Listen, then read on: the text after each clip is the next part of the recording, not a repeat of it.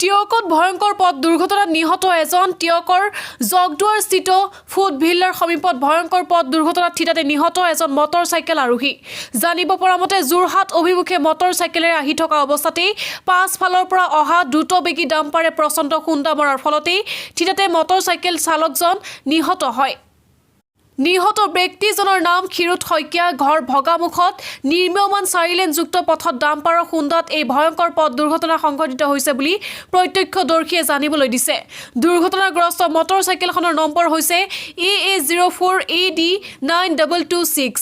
ইতিমধ্যে টিয়ক আৰক্ষী ঘটনাস্থলীত উপস্থিত হৈ নিহত শইকীয়াক টিয়ক FRU-লৈ প্ৰেৰণ কৰিছে। কি হৈছিলে ঘটনাটো? ঘটনাটো তাৰমানে আমি টিয়কৰ ফালে আহি আছিলোঁ। তেওঁ মিস্ত্ৰী কাম কৰে, মই পকা কাম কৰোঁ। তেওঁ মোক পককৈ লৈ গুচি আহিলে সেইটোৰ পৰা ভগামুখ তিনিআলিৰ পৰা। তাৰপিছত আহি আছোঁ লাহেকৈ সি ধৰক শ্লিপ মাৰি দিলে, অলপ অকণমান শ্লিপ মাৰিলত ডাম্পাৰখন বহুত স্পীড আহি আছে। পিছত শ্লিপ মাৰিলত মহতিয়াই দিলে। তাৰপিছত তেওঁক মহতিয়াই দিয়াৰ লগে লগে তেওঁ চকাৰ তলত সোমাই গ'ল।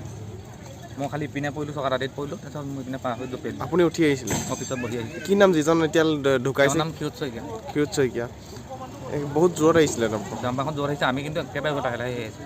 আমাৰ খালি বোকাৰহাট শ্লিপ মাৰিলে। হয়, আজি খুব মৰ্মান্তিক ঘটনা এটা টিয়কত সংঘটিত হৈছে। ভগামুখৰ পৰা দুজন বাইক আৰোহী আহি থাকোঁতে তেওঁলোকে নিজৰ ছাইডত লাহে লাহে আহি আছিলে। যিসকল লোকে প্ৰত্যক্ষ কৰিছে তেওঁলোকে জনাইছে যে তেওঁলোকে নিজৰ ছাইডত লাহে লাহে আহিছিলে, কিন্তু 4 লেনত কাম কৰি থকা এখন ডাম্পাৰে তীব্ৰ গতিৰে আহি তেওঁলোকক মহতিয়াই লৈ যায়, যাৰ ফলত এজন লোকৰ মৃত্যু হয় আৰু এজন লোক সংকটজনক অৱস্থাত তেওঁক এতিয়া যোৰহাট মেডিকেললৈ প্ৰেৰণ কৰিছে।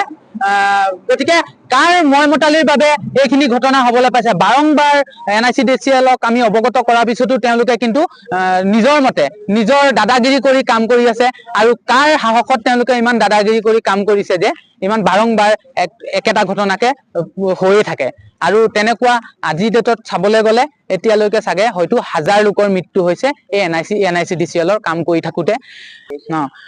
আজি 2-3 মাহৰ আগৰ কথা, এজন শিশু 2.5 বছৰীয়া শিশু সেই ছেম জেগাতে মৃত্যুমুখত পৰিছিলে আৰু সেই সন্দৰ্ভত তেওঁলোকে কিন্তু হাত সাৰিলে, তাৰ কোনো ব্যৱস্থা নল'লে। আৰু আজিৰ ডেটতো সেই একেটা জেগাতে ছেম ঘটনা হৈছে, এজন লোকৰ মৃত্যু হৈছে। এই NICDCLৰ গাফিলতিৰ বাবে এনেকুৱা ঘটনাবোৰ হৈ আছে। তেওঁলোকে ছাৰ্ভিচ ৰোড বনাইছে, কিন্তু কোনো তেওঁলোকৰ ৰুল ৰেগুলেশ্যন নাই। সেইবাবে আজি এনেকুৱা ঘটনা হৈছে। মই মুখ্যমন্ত্ৰী ডাঙৰীয়া আৰু অসম চৰকাৰক এটা অনুৰোধ জনাব বিচাৰোঁ যে যিজন লোকৰ আজি এই NICDCLৰ গাফিলতিৰ বাবে প্ৰাণ গৈছে, তেওঁলোকৰ পৰিয়ালে যিখিনি ক্ষতিপূৰণ পাব লাগে সেইসমূহ পাবই লাগিব।